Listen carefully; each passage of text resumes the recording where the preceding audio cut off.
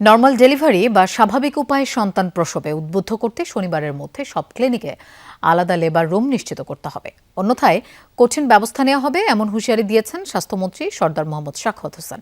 এমনকি হাসপাতালের লাইসেন্সও বাতিল করা হতে পারে বলেও জানান তিনি। মাতৃত্বের সবচেয়ে গুরুত্বপূর্ণ মুহূর্ত সন্তান জন্মদান, কিন্তু পর্যাপ্ত প্রসব সেবা ও প্রয়োজনীয় অবকাঠামোর অভাবে এখনও ঝুঁকিতে থাকেন অনেক মা ও নবজাতক। দেশে বর্তমানে প্রতি ১০০টি প্রসবের মধ্যে প্রায় ৫২টি সিজারিয়ান। শহর ও বেসরকারি হাসপাতালে এর হার আরও বেশি। এবার স্বাস্থ্য মন্ত্রণালয়ের লক্ষ্য প্রয়োজন ছাড়া সিজার কমিয়ে নর্মাল ডেলিভারিকে উৎসাহিত করা। ম্যাক্সিমাম সিজার করে ফেলে। সিজারিয়ানের কি প্রবলেমটা এবার আমি নিজের চেয়ে হারে হারে টের পাচ্ছি বিভিন্ন ডাক্তারদের সাথে আলাপ করে।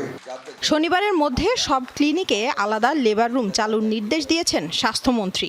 নির্দেশনা না মানলে ক্লিনিকের বিরুদ্ধে আইনগত ব্যবস্থা, এমনকি লাইসেন্স বাতিলেরও হুঁশিয়ারি দেন তিনি। আগামী শনিবারের মধ্যে বাংলাদেশের সকল ক্লিনিকগুলিতে লেবার রুম প্রতিষ্ঠিত করতে হবে। যারা না করবে তাদের লাইসেন্স বাতিল করে দেব এবং সেই ক্লিনিক বন্ধ করে দেব। মন্ত্রী বলেন, এক সময় গ্রামে দক্ষ দায়ের মাধ্যমে স্বাভাবিক প্রসব ছিল প্রচলিত। এখন অপ্রয়োজনীয় সিজারের প্রবণতা বাড়ছে, যা মা ও নবজাতকের স্বাস্থ্যের জন্য উদ্বেগের কারণ। During the time of pregnancy 4টা স্টেজে মেয়েদের পরীক্ষা করতে হয়। 2টা স্টেজ পর্যন্ত কথা শুনে 2টা স্টেজের পরে দালাল লাগে পিছনে।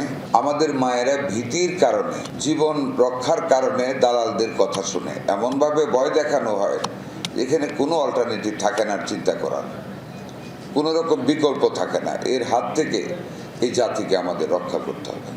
প্রসব নিয়ে অযৌক্তিক ভয় দেখিয়ে অপ্রয়োজনীয় সিজার করানোর অভিযোগও তুলে ধরেন স্বাস্থ্যমন্ত্রী। এ ধরনের অনিয়ম বন্ধে কঠোর নজরদারির কথাও জানান তিনি। বিভিন্ন ভয়ভীতি দেখা ডাক্তারদের, আপনার এই প্রবলেম, ওই প্রবলেম, ফ্যাটার লাইনের প্রবলেম, ন্যারো প্যাসেজ, অপারেশন না করে বাড়া যাবে। আর স্বামীকে কি বলে, বাচ্চা চান না বউ চান। লামিয়া তিথি, যমুনা নিউজ, ঢাকা।